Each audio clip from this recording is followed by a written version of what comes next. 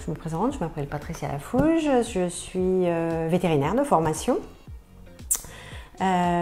J'ai un parcours un petit peu, je dirais, atypique par rapport à d'autres de mes collègues. Je suis sortie il y a déjà bien longtemps de l'école. J'ai exercé pendant, on va dire, à peu près 18 mois, 2 ans, clientèle classique à Paris, me s'occuper de chiens, de chats. Les débuts en consultation, en clientèle, c'est pas facile pour un jeune quand il sort de l'école. En gros, il sait rien. Il panique, il est stressé, voilà.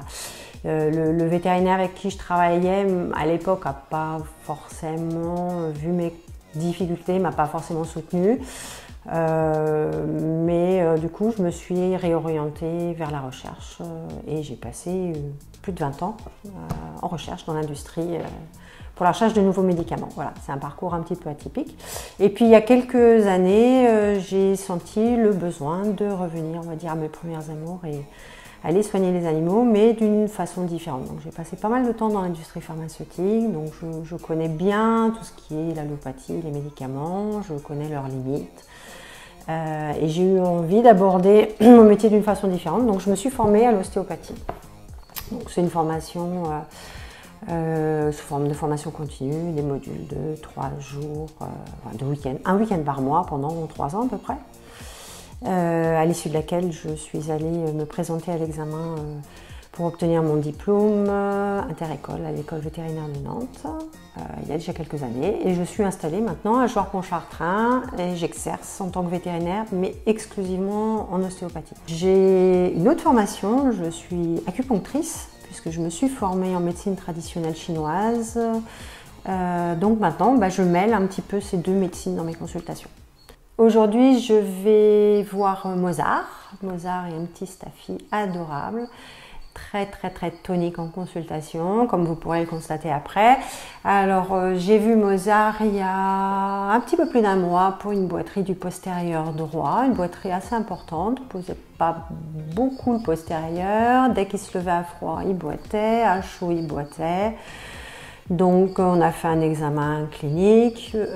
Pas de suspicion, en tout cas très claire, de rupture des ligaments croisés, parce que boiterie du postérieur avec un chien qui ne pose plus beaucoup la patte, c'est la chose à laquelle il faut penser bien souvent.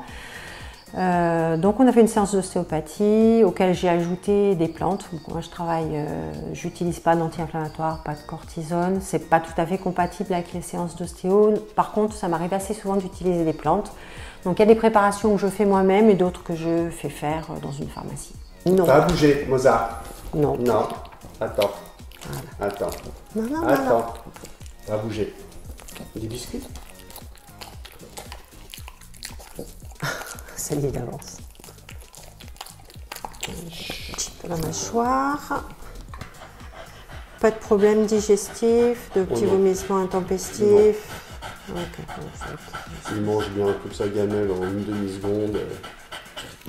La table est bonne alors. J'ai un cabinet à Jouarre-Pontchartrain, je travaille à mon cabinet, mais je travaille aussi à domicile pour plusieurs raisons. Des gens qui ne peuvent pas se déplacer, des chiens âgés, par exemple des chiens de grande taille qui ont des difficultés locomotrices, il faut les mettre dans la voiture, il faut les descendre de la voiture, il faut les monter sur la table, il faut les descendre de la table, il faut les remonter dans la voiture.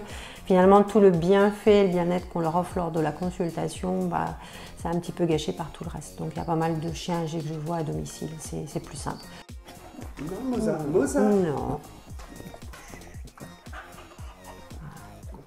La grande différence entre l'ostéopathie chez l'homme et l'ostéopathie chez l'animal, c'est que chez l'homme, on choisit, on impose, on va dire, les techniques aux patients qu'on a sur la table. On fait coopérer le patient en lui disant lever la jambe, plier le genou, arrêter de respirer, tirer dans l'autre sens. Le chien, compliqué de lui dire d'arrêter de respirer, de se contracter dans un sens, de l'autre. Donc en fait, on utilise des artifices.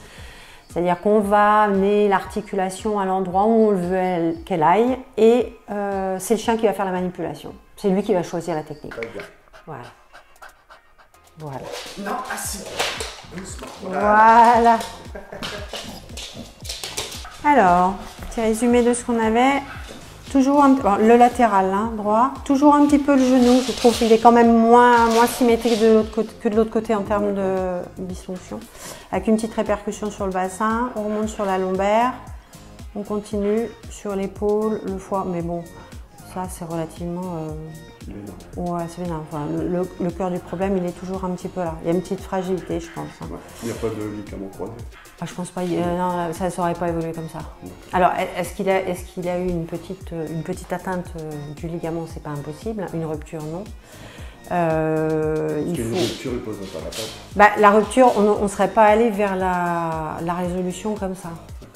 Bon, j'ai travaillé un peu sur le foie. Alors le foie, je ne sais pas si la dernière fois on avait quelque chose ou pas. Quand on redonne du mouvement à l'organe, il se met éventuellement à travailler un peu dans l'excès. Donc ça veut dire quoi? Ça veut dire qu'il va sécréter un petit peu plus de bile. Et ça peut rendre nauséeux le chien, donc un petit vomissement de bile et éventuellement des selles un peu molles, colorées un peu bizarrement. Voilà, bon pour le service, tranquille pendant 2-3 jours. Et puis s'il y a un souci, vous me rappelez. Et puis on le remet au repos, puis on vérifie.